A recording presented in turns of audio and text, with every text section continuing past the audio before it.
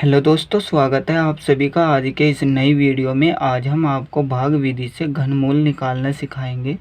तो चलिए दोस्तों, वीडियो को शुरू करते हैं। सबसे पहले तो आपको पता होना चाहिए घनमूल क्या होता है। दोस्तों, अगर हम 3 का घन कर दे तो 3 का घन होता है 9। अब अगर हम घात 3 को बराबर के चिन्ह से दूसरी तरफ लेकर जाए तो ये भाग में चले जाएगा, यानी कि ये हो जाएगा 3 बराबर 9 की घात 1/3। और 1/3 को ही हम घनमूल कहते हैं। इसको हम इस तरह से भी लिख सकते हैं, घनमूल 9। दोस्तों, 1 का घन होता है 1, यानी कि दोस्तों 1 की घात 3। 1 की घात 3 का मतलब होता है दोस्तों 1 को हम 3 बार गुणा में लिख सकते हैं। यानी कि दोस्तों जिस संख्या की जितनी घात होती है उसको हम गुणा में उतनी ही बार लिख सकते हैं। 2 की घात 3, यानी कि 2 का घन होता है 8 और 3 का घन होता है 27। 4 का घन होता है 64। 5 का घन होता है 125। 6 का घन होता है 216। 7 का घन होता है 343। 8 का घन होता है 512 और 9 का घन होता है दोस्तों 729। दोस्तों, अब हम 6859 का घनमूल ज्ञात करेंगे। सबसे पहले तो हमें दोस्तों 6859 को कुछ इस तरह से लिख लेना है। यहाँ पर लिखेंगे 6859।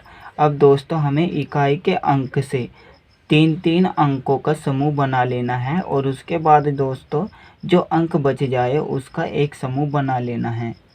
अब हमें क्या करना है दोस्तों, किसी ऐसी संख्या को ढूंढना है जिसका घन क्या तो 6 हो या 6 से कम।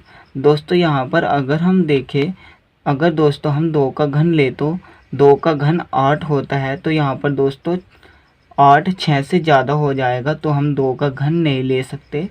अब हमें 1 का घन लेना है, यानी कि दोस्तों 1 यहाँ पर लिखेंगे और 1 का घन दोस्तों होता है 1। इसको हम लिखेंगे 6 के नीचे। अब हम 6 में से 1 को घटा देंगे तो हमारे पास 5 आएगा। अब दोस्तों 1 को हमने यहाँ पर लिखा है तो हम यहाँ पर भी लिखेंगे 1 को भागफल में। अब हमें क्या करना है दोस्तों, इस 1 को 3 बार लिखना है और जोड़ देना है। अब हम इन तीनों को जोड़ेंगे तो हमारे पास 3 आएगा। अब हमें क्या करना है, 3 और 1 की गुणा करनी है। 3 और 1 की गुणा करेंगे तो हमारे पास 3 आएगा। अब हमें ऊपर से 3 अंकों के एक ग्रुप को उतार लेना है, 859। अब दोस्तों हमें यहाँ पर किसी ऐसी संख्या को रखना है जिसका घन क्या तो 9 आए या 9 से कम।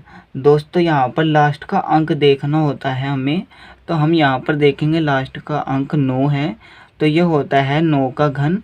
तो दोस्तों हम यहाँ पर 9 को रख देंगे 9 और यहाँ पर भी हम 9 से गुणा कर देंगे। दोस्तों ये आएगा 3 9 27, तो हम यहाँ पर 27 रखेंगे। अब दोस्तों हमें क्या करना है, इस 9 को भागफल में भी रखना है और यहाँ पर 3 बार रखना है और जोड़ देना है। अब दोस्तों हम इन तीनों की गुणा करेंगे, 39 गुणा 9 गुणा 9 बराबर 39 और 9 की गुणा 9 में करेंगे तो दोस्तों हमारे पास आएगा 81। अब हम 39 और 81 की गुणा करेंगे तो हमारे पास क्या आएगा, 39 और 81 की गुणा करने पर हमारे पास आएगा 3159।